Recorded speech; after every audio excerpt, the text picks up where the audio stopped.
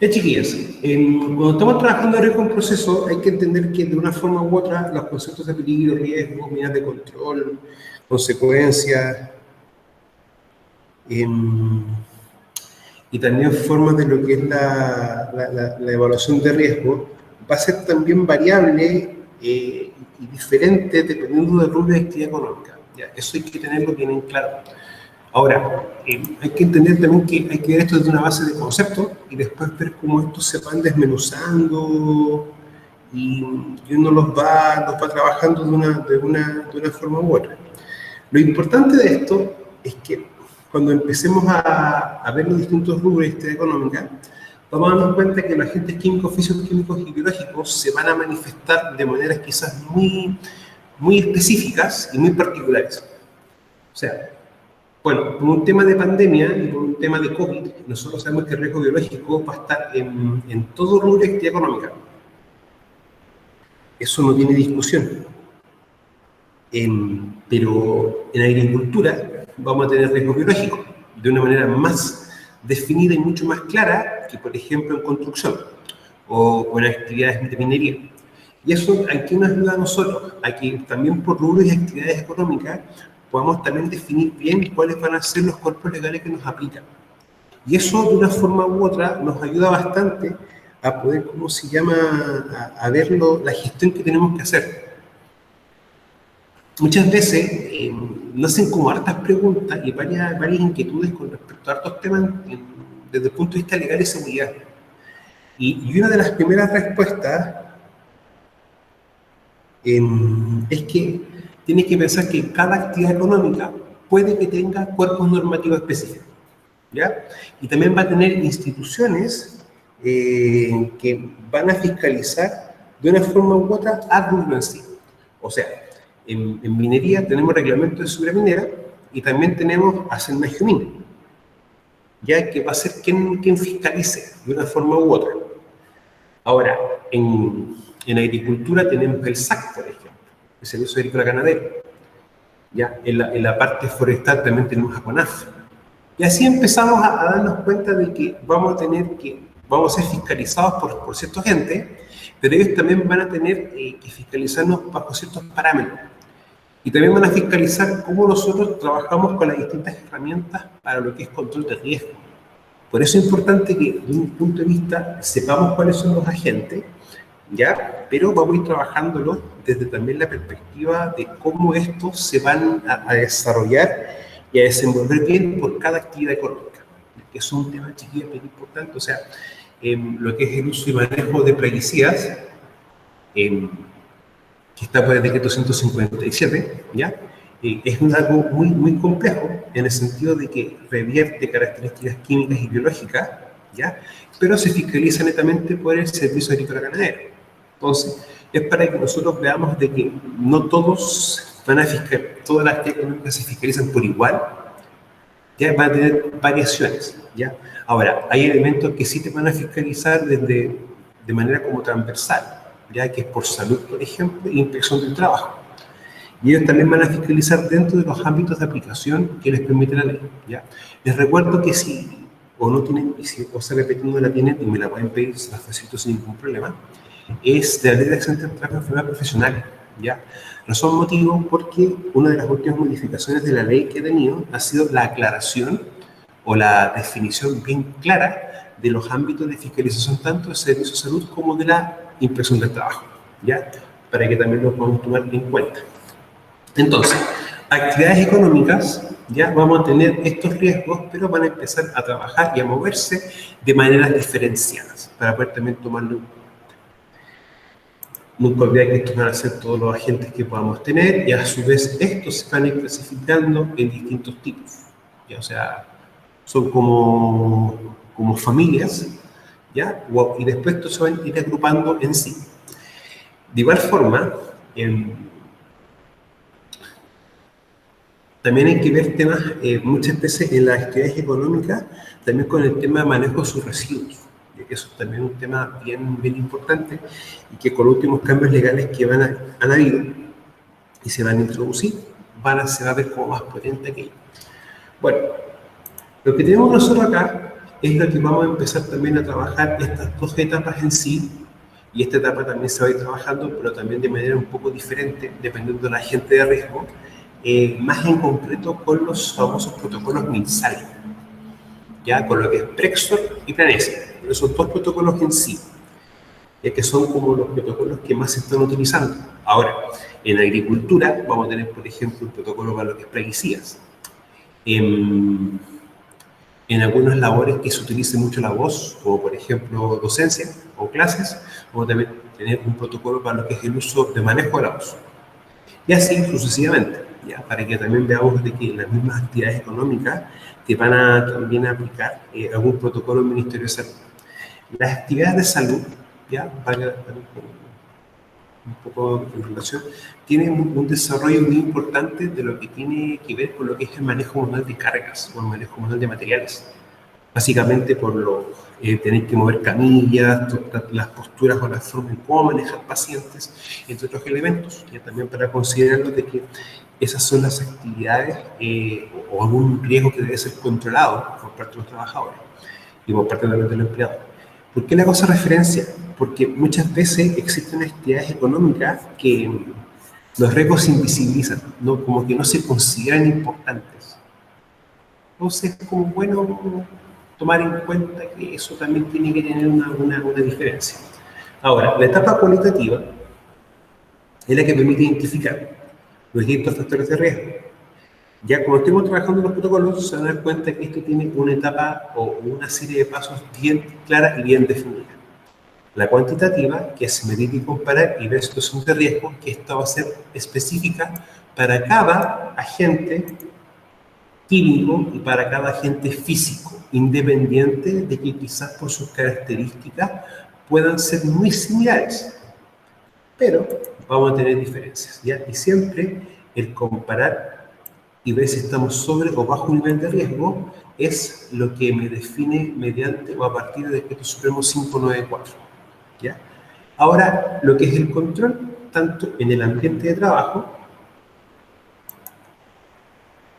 ¿ya? Cómo aplicar medidas de control en la fuente, en la vía o directamente en la persona, ¿ya? Para ir también viendo cómo lo trabajamos.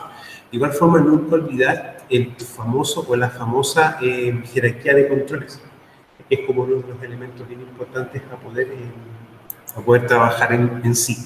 Ahora, lo principal también de entender de las distintas actividades económicas, que el controlar, nuevamente, para ver si esto está funcionando de manera correcta, hay que ir evaluando.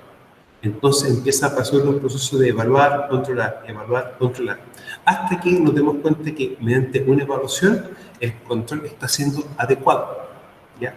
Ahora, nunca olvidar que la evaluación de la perspectiva de un agente interigénico es en la persona y en el ambiente, ¿ya? O sea, la evaluación se divide en dos componentes principales. Nunca olvidarnos aquello. Bueno, tenemos las tres etapas principales, ¿ya? Que están bien en función de lo que tengamos que empezar a trabajar o hacer en sí, que eso es como lo que muchas veces cuesta entender. Ahora, si nosotros hablamos de identificar en sí, es ver o reconocer todos los peligros y sus características y cualidades. En sí la parte de identificar, ¿ya?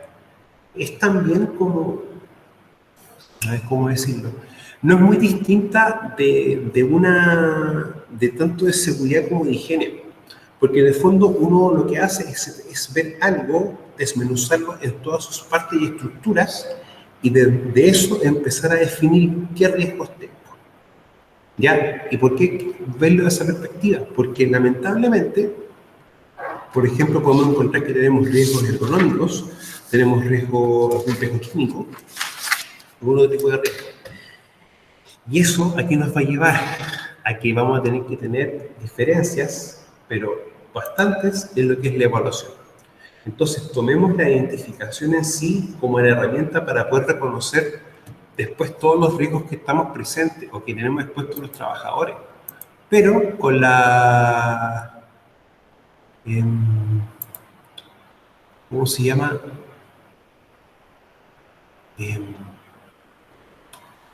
Pero tomando en cuenta eso, ¿ya? De que las evaluaciones van a tener que ser diferenciadas, netamente eso, ¿ya? Pero lo importante es que yo con esto voy a reconocer todos mis riesgos. Y vamos a tener las distintas formas de poder evaluar. Nunca olvidar, chiquillo, de que una de las prestaciones que tiene eso les quiero preguntar. ¿Ustedes tienen claro las prestaciones que establece la Dirección de Trabajo y Enfermedades Profesionales? ¿Las tienen bien clarificadas, chicos y chicas?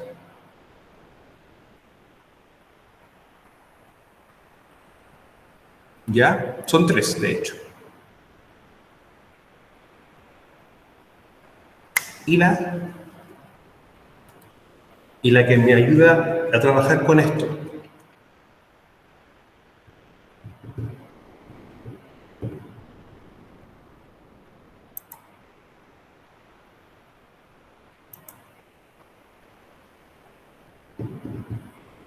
Las preventivas, ¿no es cierto? Médica, económica y preventiva. Las 2 primeras son para el trabajador y la preventiva es para los lugares de trabajo, ¿ya?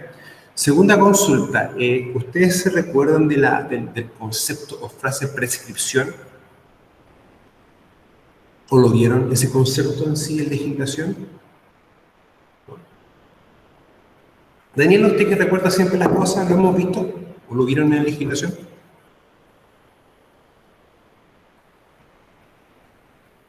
No me acuerdo, profe. No. Entonces, lo más probable es que sea no. Ya. A la tarde vamos a trabajar esos 2 conceptos y tenemos que trabajarlo bien.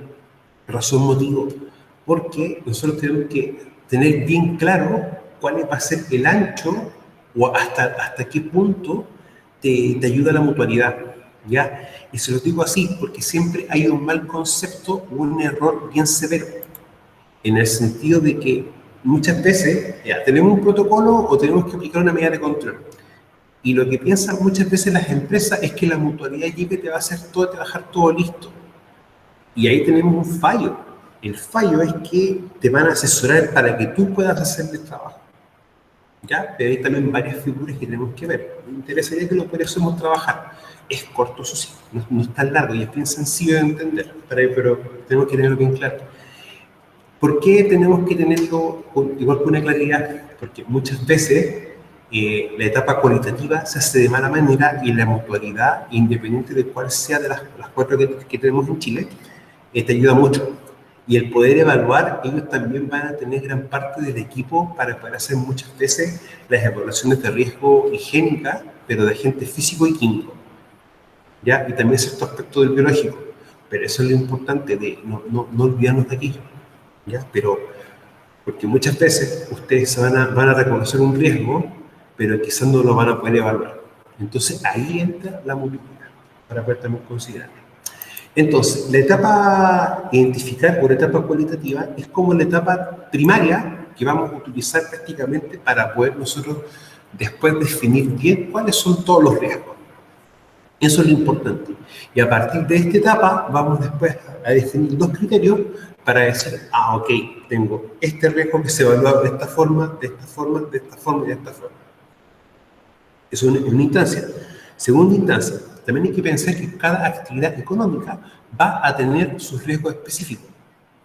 Agricultura tenemos plaguicidas y pesticidas, sí o sí. En construcción vamos a tener sílice y ruido. En minería vamos a tener sílice, ruido y también algunos elementos con sustancias químicas. Entonces, y puede decir, pero profe, sílice es lo mismo. Sí, es lo mismo, pero cómo se genera en un proceso a otro es distinto. Entonces, eso es lo importante también tomar en cuenta. Por eso vamos a ir trabajando las actividades económicas y vamos a ir viendo como los principales parámetros en cada una, ¿ya? Lo que sí en minería hay que estar muy bien atento porque son varias cosas que tenemos que ir viendo. Ahora, corresponde a la detección de aquellas fuentes que generan riesgos. O sea, vamos a identificar todos los peligros de una forma u otra y pensando que ese peligro, al trabajador interactuar con él, va a generar los famosos riesgos, ¿ya? Ahora, siempre los riesgos entendiendo que van a ser capaces de accidentar o enfermar al trabajador que se expone a ellos, lo que además es complementado con información asociada a los ciclos de trabajo, características del lugar, ambiente de trabajo, herramienta de equipo y la presencia de enfermeros trabajadores. Quizás acá nos falta también tomar en cuenta otro elemento. Ya. Si tengo, por ejemplo, una empresa que se dedica a la parte agrícola, ¿ya? En la parte agrícola nosotros sabemos que si tenemos, por ejemplo, un packing, ellos pueden, para tomar todo lo que han cosechado, limpiarlo y dejarlo empaquetado bajo cierto formato. Y eso también requiere ciertos productos químicos para poder limpiar, desinfectar lo que es fruta, verdura y los lugares de trabajo. Pregunta, ¿yo en qué me puedo fijar en esos elementos para ver si pueden generar algún riesgo? Chiquillas, ¿qué creen ustedes? Caballero.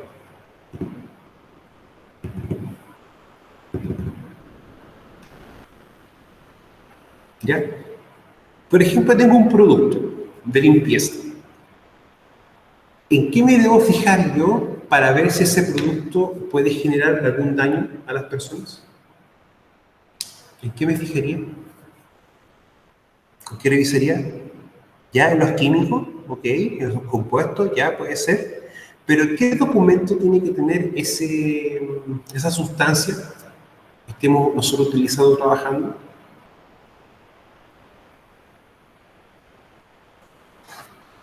Chicas, ¿se recuerdan eso?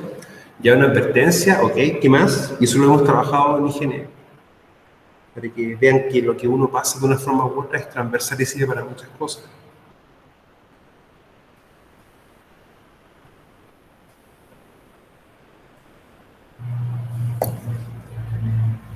Lo que me dice la 2245, o mejor dicho, la famosa hoja de datos de seguridad, ¿puede ser eso, chiquillas?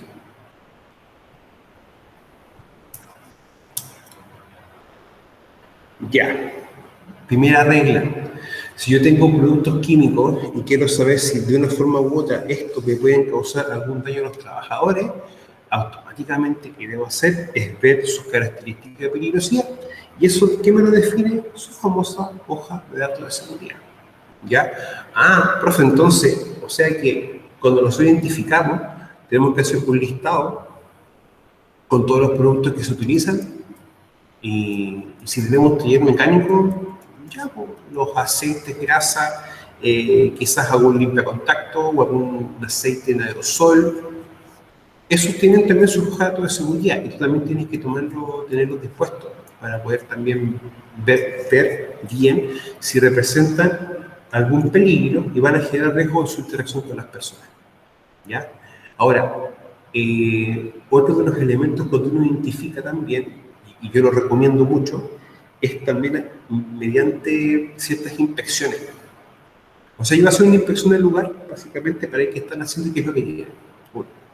Y en esa perspectiva, ¿qué les recomiendo yo? Verificar el cumplimiento del 594. ¿Ya? Porque muchas veces el incumplimiento de ese decreto me genera bastantes riesgos. Un ejemplo es las labores o maniobras en las que se prohíbe el 594, como por ejemplo utilizar benzina para poder limpiar partes, piezas y herramientas. ¿Ya? Por si acaso, para que lo puedan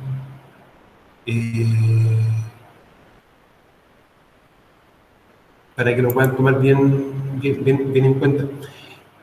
O sea, si por ejemplo yo hago una inspección y detecto que estamos utilizando benzina para limpiar algo, eso, si el 594 me lo prohíbe, ¿eso hay que eliminarlo o subsanarlo, chiquillos?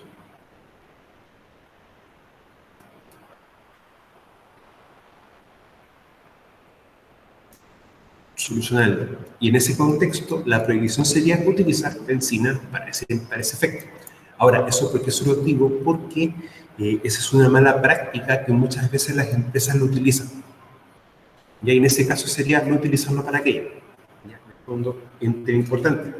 Lo importante es ver los ciclos de trabajo, o en el fondo, cuántas veces se hace un trabajo y cuánto dura este trabajo y cuánta gente también lo hace. Las características del lugar, si es un ambiente abierto, cerrado, sumisivo, ¿ya?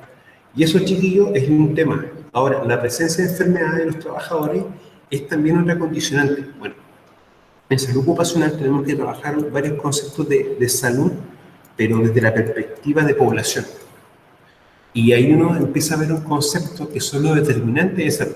O sea, si tú tienes, por ejemplo, alguna enfermedad previa, lo más probable es que eso pueda acrecentar o favorecer quizás el desarrollo de alguna enfermedad profesional. Por eso a veces es como mejor tomarse estos.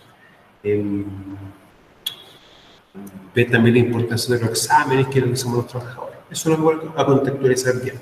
Ahora, estos chiquillos se llaman, o en la famosa etapa cualitativa, ¿ya? Cuando estemos trabajando los riesgos, ya, en el proceso productivo, vamos a empezar a ver ejemplos de esto, ¿ya? Me interesa que lo veamos, porque esto de acá, los ciclos de trabajo, es un parámetro bien importante a la hora de poder definir bien cuánto es el tiempo de medición para un agente. Eso tienen que tenerlo súper claro, porque yo no puedo, por ejemplo, medir ruido 15 minutos o 5 minutos y asumir que eso es lo que es toda la jornada de trabajo. O sea, eso es automáticamente una aberración. Pero es importante tomarlo en cuenta. Ahora, el evaluar ya hay que tener la claridad. Higiene y seguridad es distinto. Y en seguridad vamos a tener distintas formas de evaluar riesgos. En higiene, distintas formas de evaluar riesgos.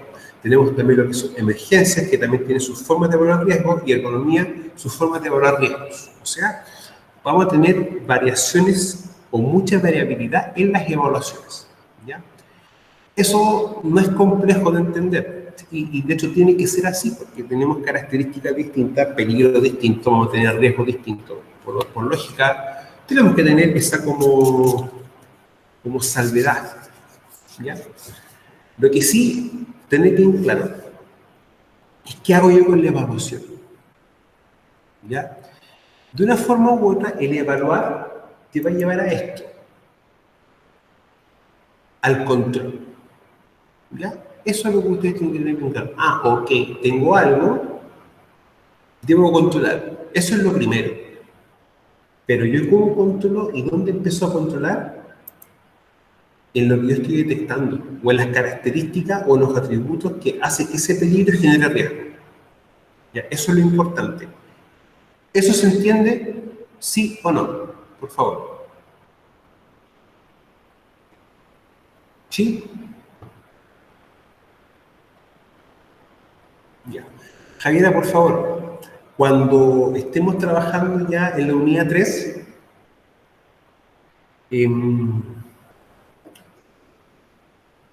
trabajemos bien esto, ¿ya? O sea, me explico, recuérdenme eso, ¿ya? De bien lo que es la identificación, evaluación y control, ¿ya? Veamos bien ese caso chiquito. ¿Saben por qué? Para que no cometamos el error de identificar mal, ¿ya? Lo que pasa es que, bueno, la actividad económica, ya cuando lleva mucho tiempo trabajándose, de una forma u otra, uno ya está claro cuáles son los riesgos. O sea, eso es así, no tiene dobles lecturas. Sin embargo, lo que nosotros tenemos que también entender bien es que, independientemente de que estén todos los riesgos ya definidos prácticamente, nosotros igual tenemos que ir viendo bien si esos riesgos se dan y si hay otros riesgos, más riesgos. Eso es lo importante, para que lo veamos también desde esa perspectiva. Ahora, en evaluar, como recién lo dijimos, agentes distintos, higiene y seguridad, ergonomía y emergencias va a ser distinto. Eso es lo importante. En emergencias, chiquillas y caballeros, no nos vamos a enredar tanto con la evaluación. Es bastante simple. De hecho, la evaluación es muy parecida a un PEP. 1. 2. Hay evaluaciones que ya están hechas. Por ejemplo, como para lo que es riesgo de tsunami y lo que son, por ejemplo, aluviones. Eso ya está definido. Existen tablas, existe, eso ya está. Por lo tanto, hay que ser más concreto con eso. Y es bastante sencillo, ¿ya? Lo que a veces complejiza un poco es la evaluación en temas de riesgo eléctrico y un poco también riesgo de incendio, ¿ya? Pero eso tenemos que verlo más adelante. Bueno, acá se pretende valorar objetivamente si el valor cuantitativo representa un riesgo potencial para la salud y seguridad de los trabajadores. O sea, nunca olvidar esto. Yo mido ese valor, lo comparo y eso me va a dar una situación de riesgo. Si, por ejemplo, para un valor X me da 15 y el equipo me da 10, ok, no estoy sobrepasando un valor de riesgo, sin embargo, igual tengo un valor importante, ¿ya? ¿Cuándo sería distinto si yo, por ejemplo, para ese mismo tengo 15 y mido me da 0? O sea, en la práctica quizás esa gente ni siquiera está y estamos haciendo una medición inadecuada o que no corresponde. Por eso es importante, otra vez que parezca majadero, lo que tenemos acá. Identificar, ¿ya? Para poder también verlo bien de esa perspectiva. Entonces, el valor cuantitativo, o sea, el valor que yo mido, ¿ya? Recuerden siempre que cuando yo estoy haciendo una famosa matriz de riesgo, ¿ya? O estoy evaluando riesgos de seguridad, para que ese valor cuantitativo sea pero más preciso o tenga algo más acorde, la evaluación tiene que hacerse entre varias personas. ¿Ya? No es solo una, porque si lo hace una sola persona, va a estar mirado desde su prisma, ¿ya? Y eso va a ser subjetivo, y lo que nosotros queremos que sea objetivo. Ahora, el proceso de evaluación consiste esencialmente en comparar los valores obtenidos con niveles de referencia. Y estos niveles de referencia para nosotros es el famoso Decreto Supremo 594. ¿Ya? Ahora, el concepto de evaluar, como lo tenemos acá, está netamente más asociado a lo que es higiene industrial. ¿Ya? Ahora, ¿qué es lo importante entender?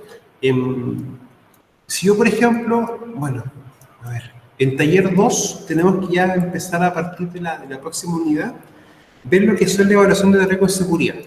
¿Ya? Lo importante es que cuando yo evalúo riesgo de seguridad, yo como organización voy a definir, ojo, para seguridad, mi nivel de referencia. O sea, voy a definir que un riesgo puede tener un valor máximo, un valor medio, un valor bajo. Yo lo defino, yo persona. Eso ténganlo bien en claro, ¿ya? Porque muchos dicen, profe, pero es que nosotros no tenemos un valor objetivo. No, pues tú lo definiste. No se preocupen por eso.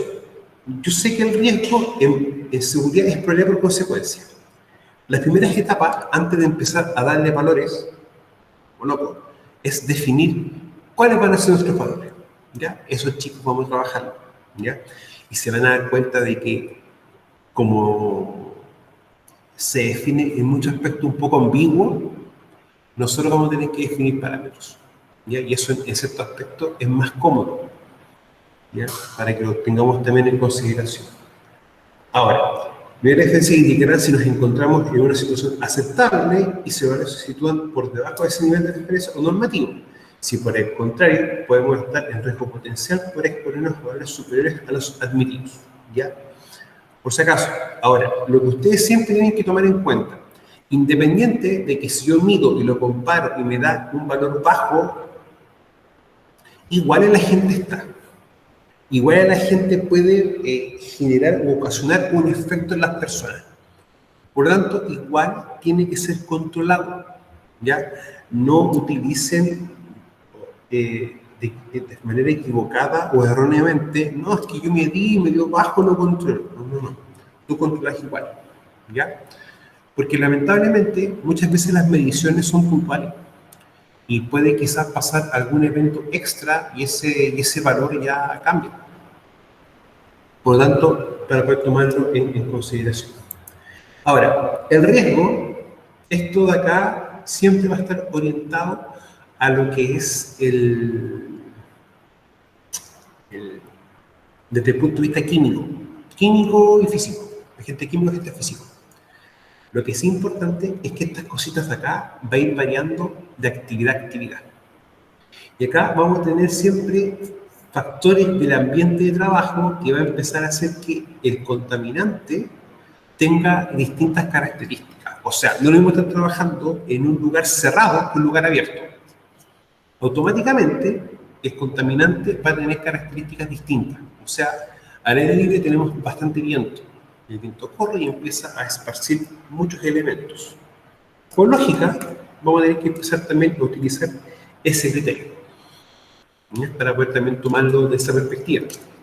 Lo importante de esto es que si yo voy a la etapa 1, La cualitativa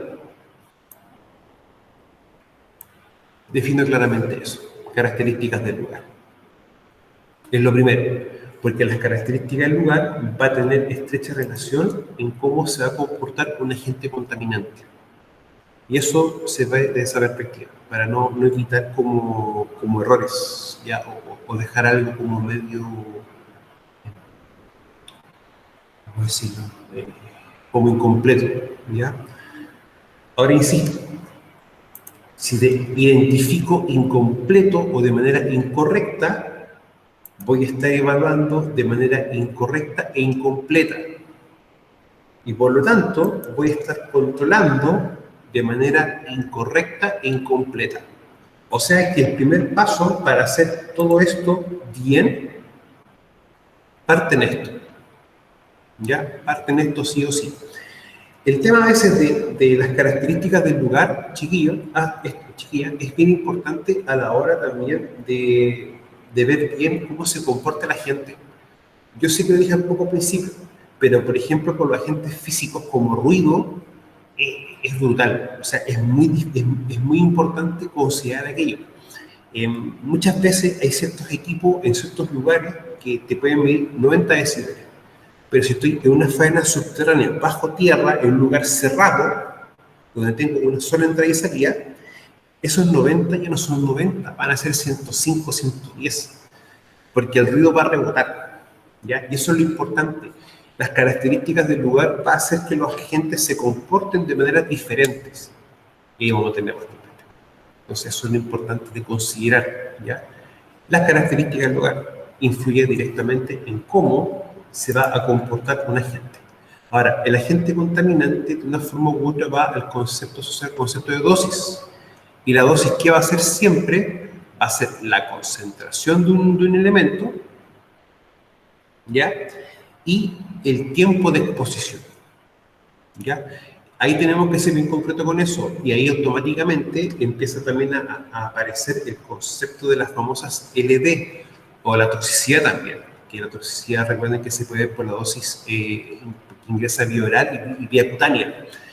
Por lo tanto, es un parámetro también, que la sustancia entre menor cantidad requiera y menor tiempo puede ocasionar un daño. Por lo tanto, el contaminante tiene características bien primordiales, ¿ya?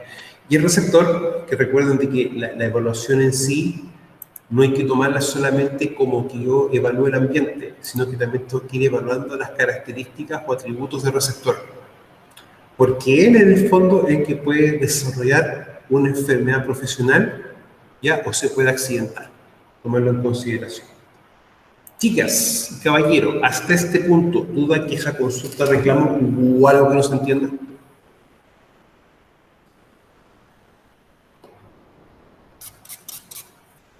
¿No? Ya. Ahora, control de riesgo, ¿ya? Nunca olvidar de que la ley define claramente de que el empleador tiene la obligación de implementar las medidas de control, ¿ya? Eso no se discute.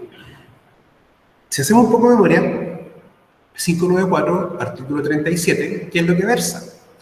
Que si se superan o sobrepasan ciertos niveles de medición, o producto de una medición te das cuenta que sobrepasa algún nivel, el empleador está obligado a aplicar medidas de control en la fuente, ¿no es cierto?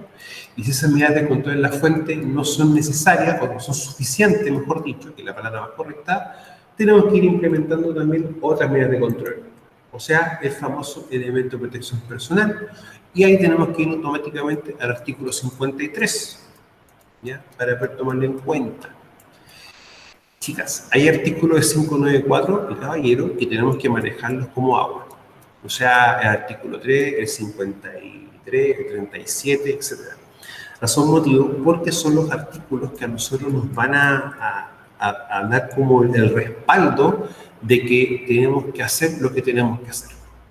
Eso es lo que ustedes tienen que tener brutalmente claro. ¿Ya? Para que no perdamos de vista eso.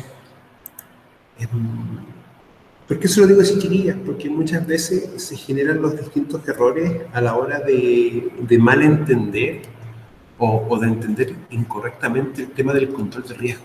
Eso es lo importante. Veámoslo así. Si a mí me van a fiscalizar, yo tengo que tener claro qué es lo que me van a fiscalizar. Y uno de los incrementos importantes es ver que tú tengas las medidas de control implementadas. Recuerden de que la ley te va a definir los alcances de fiscalización, o hasta dónde te puede fiscalizar, distintos de este punto. Y eso es importante tomar en cuenta, que vamos a revisar eso tarde, pues para no dejarlo bien definido. Ahora, definir e implementar. Eso es lo importante. Primero, la medida de control tiene que definirse para luego ser implementada. Y la definición de la medida de control tiene que responder a las características que yo definí bien en mi etapa cualitativa o en mi etapa de identificación. ¿Ya? Definirlo de manera clara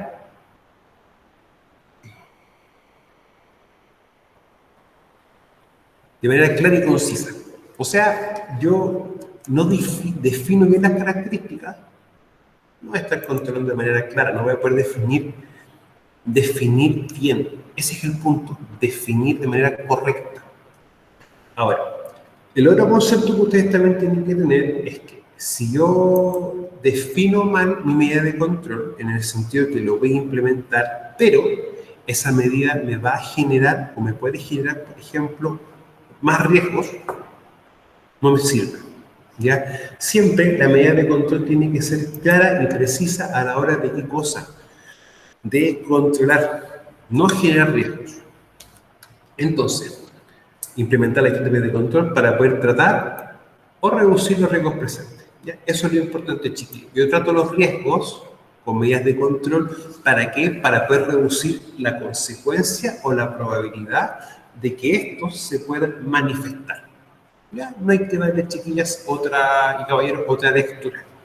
Ahora, provocado por los distintos factores de riesgo presentes, o también dicho de otra manera, provocado por distintos peligros presentes, con el objetivo de reducirlos a niveles aceptables.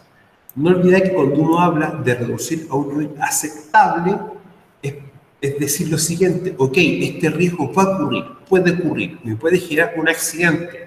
Sin embargo, lo que yo quiero empezar a ver es que la consecuencia sea la más bajita. ¿Ya? Eso es lo importante de poder tomar en cuenta. Chicos, ¿esto de acá se entendió?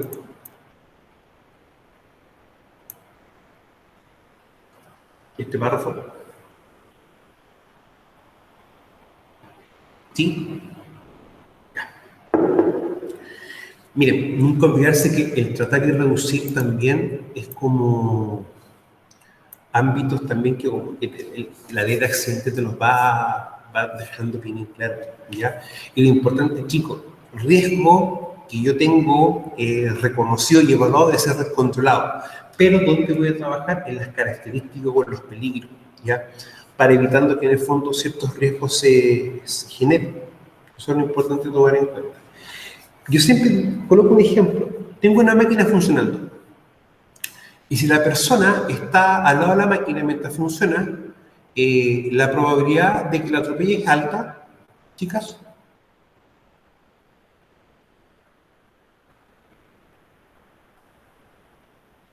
Sí, ¿no es cierto? Y la consecuencia también sería alta. Pero ¿qué pasa si yo la máquina la encierro, la dejo trabajando sola? La probabilidad de que, y defino controles muy bien hechos para que la persona no entre. La probabilidad del atropello baja, ¿no es cierto? Disminuye. Pero ojo, la persona igual puede entrar, ¿no es cierto? Pero es más baja la probabilidad. ¿Cuál es el punto? Si la persona llegase a entrar, ¿la consecuencia de atropello baja o disminuye? ¿O el efecto que produce que la persona sea atropellada se disminuye?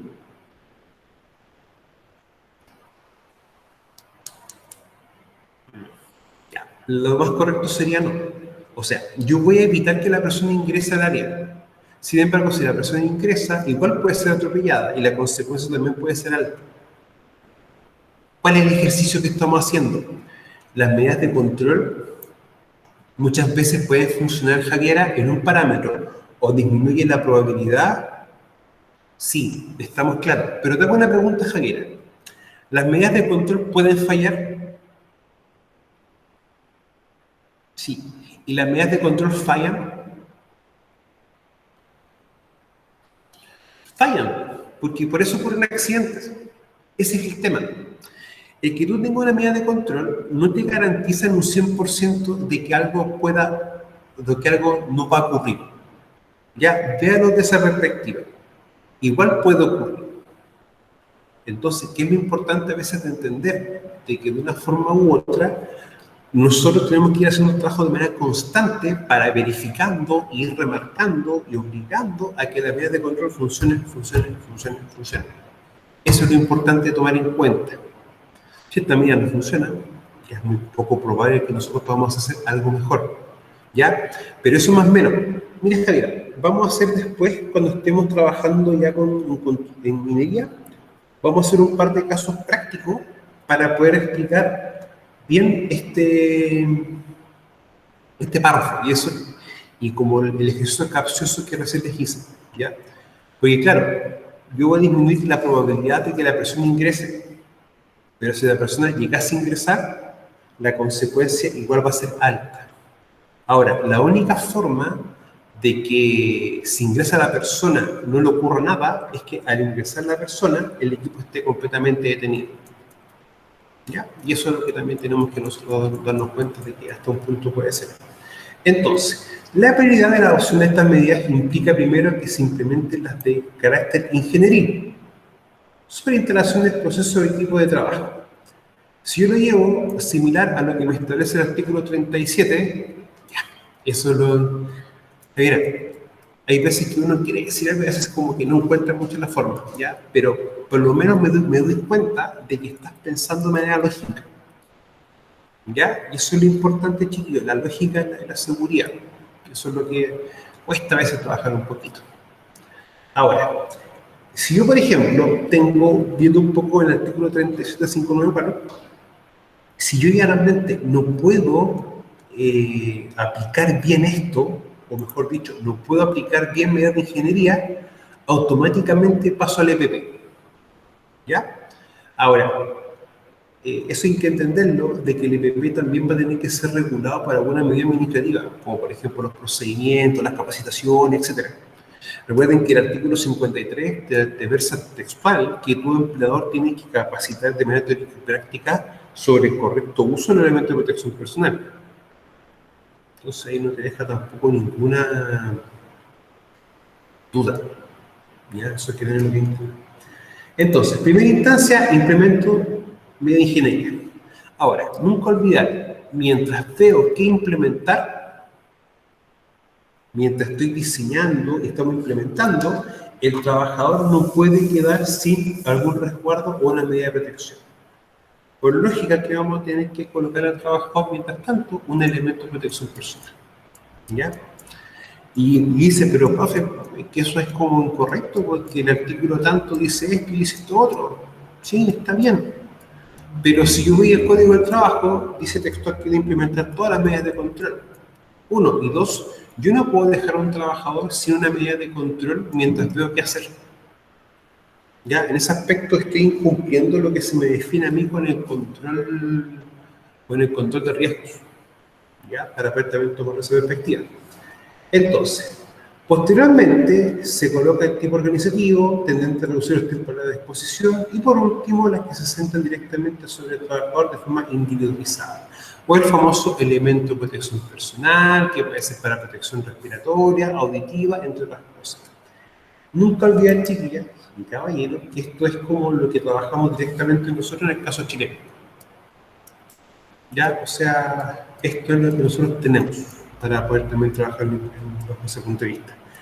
Yo sé que esto quizás es como la versión resumida de la pirámide, que Frank bien nos define. Acá tenemos también lo que es cambiar algo y suprimir, ¿ya? Eso es lo que nosotros también podemos ir viendo que va a tener también sus diferencias. Y chicas, continuando con lo que es la materia. ¿ya? Tenemos también lo que corresponde a la evaluación y control, ya que eso es también lo que me interesa más, pero más objetivamente en lo que es el control. Ahora, acá vamos a empezar ya de una forma u otra a adelantarnos con ciertos parámetros o ciertas cositas, que es el famoso BEP. ¿Ya? ¿Y por qué tenemos que también verlo ahora? Porque muchas veces vamos a tener que evaluar riesgos. ¿Ya? Vamos a tener que evaluar riesgos. Pero aquí viene la siguiente pregunta. Si tengo algún riesgo, que la consecuencia puede ser un accidente fatal o grave,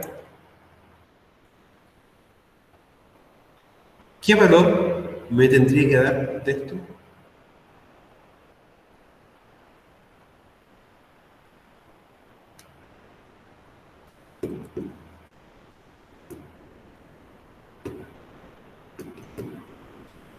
Chiquillas,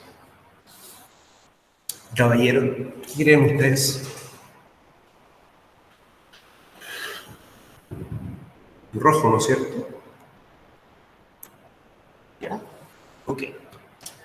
Entonces, vamos a empezar a darnos cuenta que ya la evaluación de riesgo también va a tener como ciertas reglas o ciertas cosas. ¿En qué sentido? En primera instancia, para empezar como a darnos cuenta de algo, estos valores de acá, yo los defino como organización. Yo como empresa defino cuáles van a ser mis valores. O quizás no voy a colocar 3, voy a colocar 5.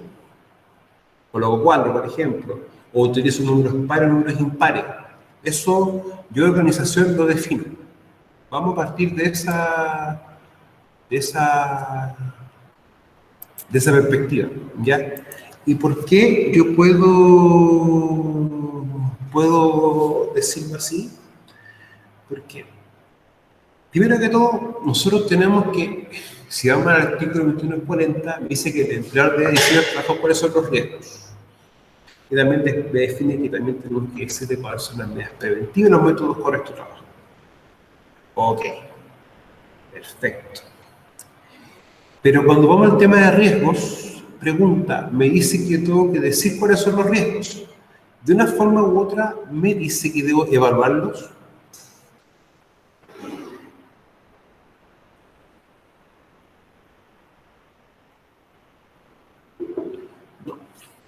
No me lo dice, ¿ya?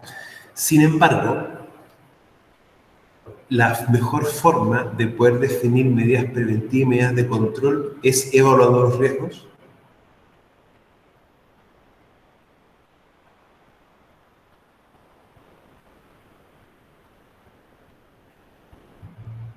Ya. Yo sé que para la evaluación de riesgo debo hacerlo de varias perspectivas, ¿no es cierto? Primero que todo, yo debo evaluar riesgos para ver bien si estoy o no cumpliendo la ley. Por ejemplo, en higiene industrial, yo evalúo ruido para ver si estoy sobre o bajo un valor, ¿no es cierto? Y veo si la persona está en una situación de riesgo. Eso no se discute. Hay que entender algo. Muchas veces la ley nos dice algo, pero no nos dice o nos define el camino de cómo llegar a aquello. ¿Ya? Primero que todo, la evaluación de riesgo quizás no es desde el 21 del 40, del artículo 21, quizás no es obligatorio hacerlo. Pero, si yo quiero definir bien las medidas de control, definir bien si están o no funcionando, es importante ir evaluando riesgos. Ya, eso es lo importante. Y para evaluar bien los riesgos, debo reconocer bien mis riesgos y previamente debo identificar bien los peligros. O sea, independiente de que quizá un cuerpo legal no te lo defienda de manera directa, es importante considerarlo. Porque eso también me ayuda a ver bien si mis medidas de control están funcionando. Y ahí vamos a pasar a otro tema. Yo estoy obligado a implementar todas las medidas de control. Pero si la medida de control que implemento no sirve, debo evaluar para ver por qué no sirve. Y si no me sirve por un motivo, hay que modificarla. O sea, que para yo también dar cumplimiento al Código 184, al artículo 184 del Código del Trabajo, debo ir haciendo ese trabajo, ir evaluando las medidas de control que estoy implementando o evaluando los riesgos para ver si el control funciona. Ese es el punto. Ahora, directamente quizás no me lo dice, pero yo también tengo que empezar a trabajarlo así. Es como lo que uno hace. Entonces, volviendo anteriormente, si tengo un trabajo que implica una consecuencia como un accidente fatal o grave, ¿ya? Lo que sí o sí tiene que hacerse es esto. Automáticamente se va a evaluar como altamente crítico o el valor más alto que tenga tu, tu metodología o forma de evaluar riesgos. ¿Ya? Eso es lo que tenemos que tener nosotros bien claro. Lo otro importante de la evaluación de riesgo, que de una forma u otra te va a definir cada cuánto tú tienes que ir verificando las medidas de control. Eso es también un parámetro, porque muchas veces viene el tema de bajo qué criterio yo, experto en prevención, voy a verificar las medidas de control. ¿Ya? ¿O qué pasa? Ojo. O bajo qué punto de vista yo digo que esto tiene que ser así, así. ¿Ya? Eso es lo importante también de entender, de que van a haber o existir ciertas cosas que en la misma evaluación de riesgo nos va a ir definiendo. O sea, la identificación de peligro, evaluación de riesgo e implementación de controles tiene que hacerse, ¿ya? Porque es lo que nos permite poder ir trabajando de manera constante que los controles estén funcionando. No tiene otra lógica. Entonces, las medidas de control, chiquillas, van a ser siempre como el punto de inflexión. Recuerden que las medidas de control tienen este objetivo: tratar y reducir los riesgos. Por lo tanto, lo que también la lectura que uno le puede dar, que me ayuda a reducir, por ejemplo, la consecuencia y a tratar el riesgo para que la consecuencia sea la menor posible. ¿Ya? Eso también tenemos que tomarlo bajo esa perspectiva. Ahora bien, las medidas de control son todas las medidas adoptadas en función del riesgo, ¿ok? Para su efectivo control, las cuales pueden ser tipo duras y tipo blandas. ¿Ya? Esa es la principal diferencia entre las medidas de control. Miren, las medidas blandas, como las señales de advertencia, los conos, cada vez están tendientes como a desaparecer, ¿ya? Y la tendencia ahora es como definir lugares específicos para hacer esos trabajos. ¿Ya? Ahora, si lamentablemente ocurre una emergencia, no sé, pues se echa a perder un sistema de unos postes, o hay un tema de una rotura de cañería, o cosas que requiera que tú visibilices que está pasando algo, ok, utilicémosla. Pero cierto, la tendencia ahora es definir áreas donde estén estos riesgos más concretos, ¿ya? O se puedan visibilizar de mejor forma. A ver, lo otro importante es que las medidas de control son adoptadas de la toma de decisiones, y la toma de decisiones en sí es la evaluación de riesgo, ¿ya? Ahora, la evaluación de riesgo también complementada con qué cosa. Con esto.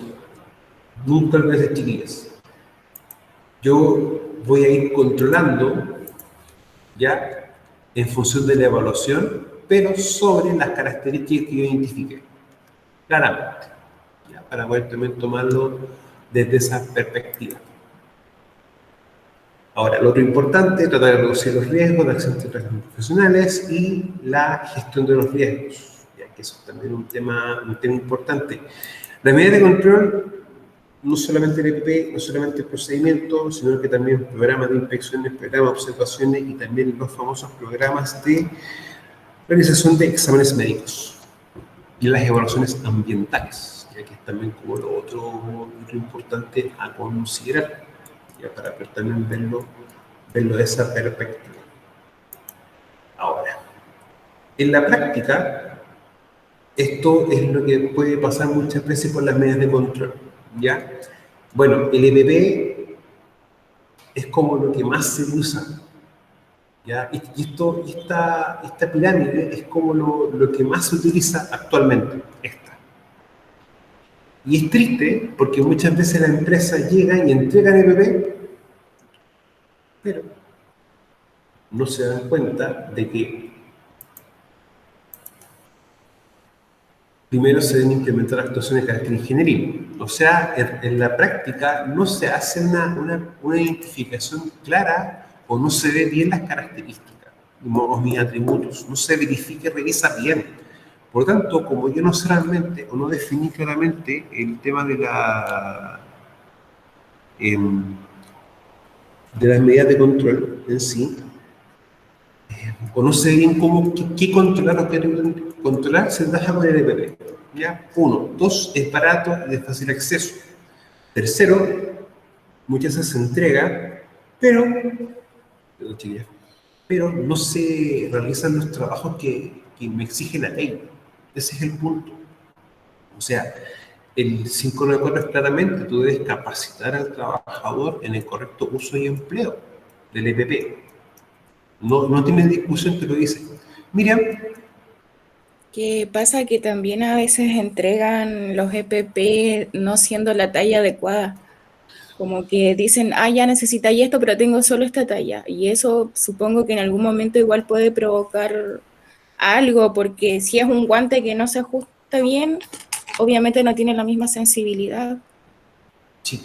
Mira, el mejor, peor ejemplo, Miriam. No, perdón, me equivoqué la mano. No. Pero mira, para complementar un poquito aquello, el mejor, peor ejemplo es los respiradores. ¿Ya? O los famosos. El respirador de medio rostro. Ya.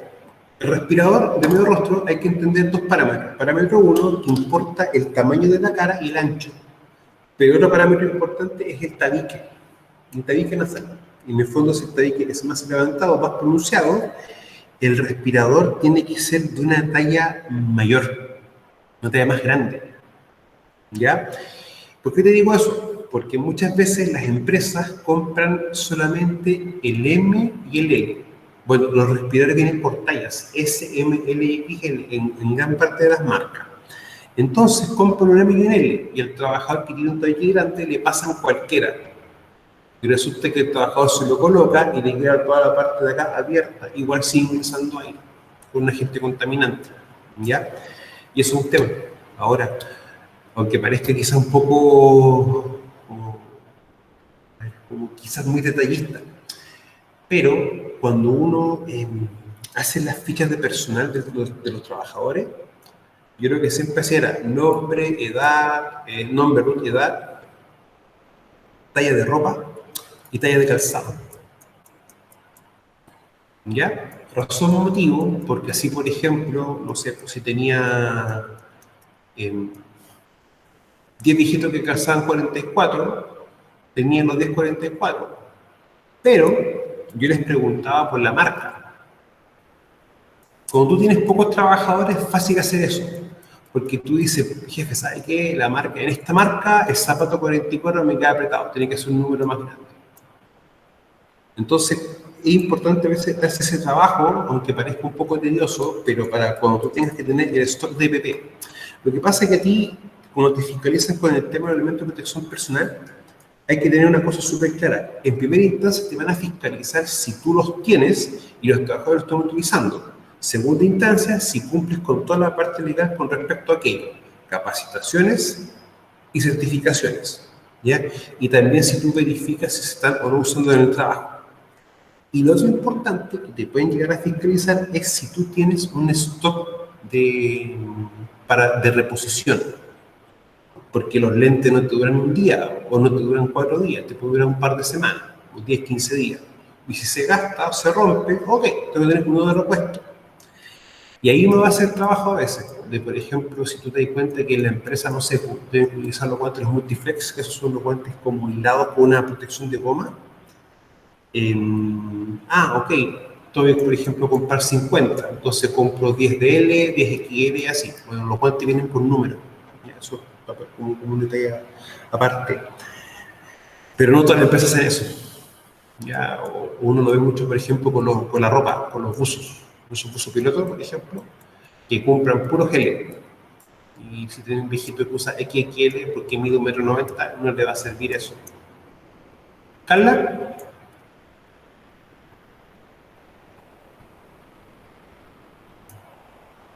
Carla, ¿tienes alguna consulta o algo que acotar?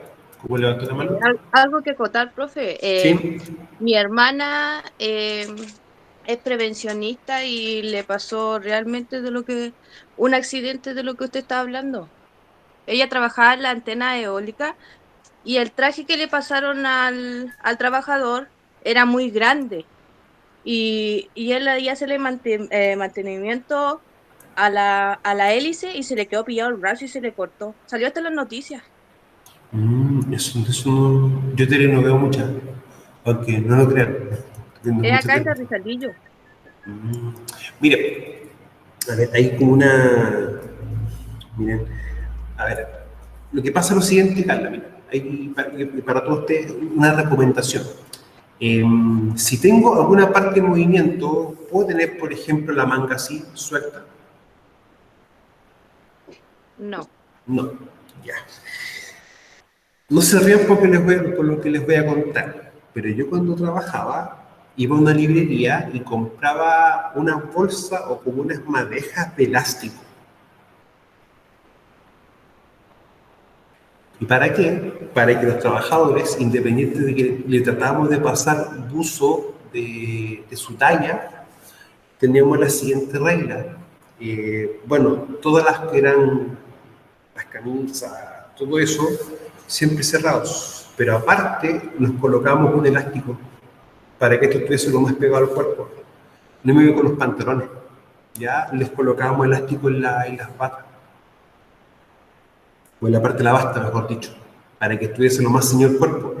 Ahora, hay reglas básicas y que quizás ni siquiera se pueden encauzar como se pueden colocar, por ejemplo, dentro de una medida administrativa como un procedimiento, o incluso hasta los reglamentos internos, que es el no uso de cadenas, por ejemplo, en maniobras que utilicen mucho manos, no utilizar anillos, no utilizar, por ejemplo, relojes, cadenas o colgantes, o incluso hasta el pelo, ¿ya? O sea, lo que uno siempre recomienda en el caso de las mujeres, que se puede hacer un moño, o en su efecto una cola de caballo, pero que se la pueden colocar entre la camisa y el cuello, ¿ya? Para evitar tener elementos sueltos y que exista un riesgo de atrapamiento, ¿ya? O atrapamiento por partes móviles, que es como lo más correcto. Y eso es complejo a veces, ¿ya? Porque a veces que la tendencia es como que no. Es como decir, si esto nunca ha pasado, nunca va a pasar, o nunca ha pasado algo malo, entonces, ¿para qué lo vamos a hacer? ¿Ya? Pero pasa. ¿Ya? Lo otro importante, volviendo un poco también a lo que explicaba Miriam, el tema, por ejemplo, de los guantes. ¿Ya? El 60% de los accidentes se ven involucrados las manos. Por lo tanto, hay temas con eso. Temas de quizás que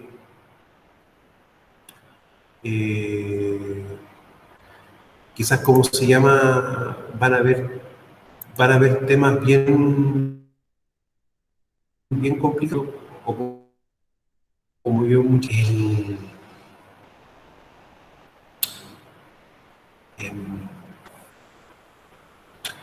en la selección del guante, ¿ya?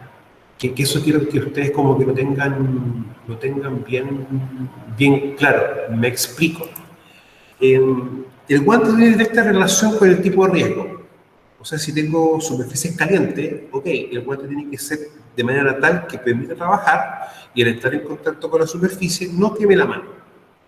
Y así sucesivamente, los tipos de guantes, chicas y caballeros, es como muchos. Ya, en primera instancia, el guante adecuado para el tipo de riesgo, incluso para los guantes eléctricos, etc. Primero. Segundo, lo importante es entender que los guantes tienen que dar protección y a su vez dar movilidad.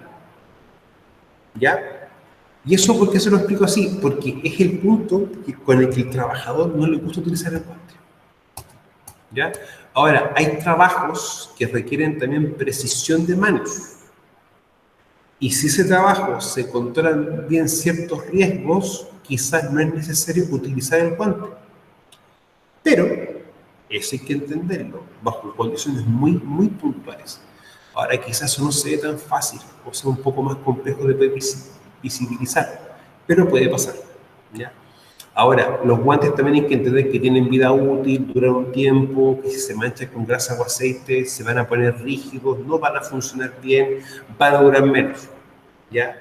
Es un tema también, pero dentro de mi experiencia, el tema de usar los guantes y la protección respiratoria son como los dos elementos que más cuesta que los trabajadores a veces tomen en cuenta. ¿Ya? Es como lo que a mí me tocó ver harto. ¿Ya? Chicos, chicas, esto lo vamos a dejar hasta acá. Vamos a dejar de grabar y no se me arranquen todavía.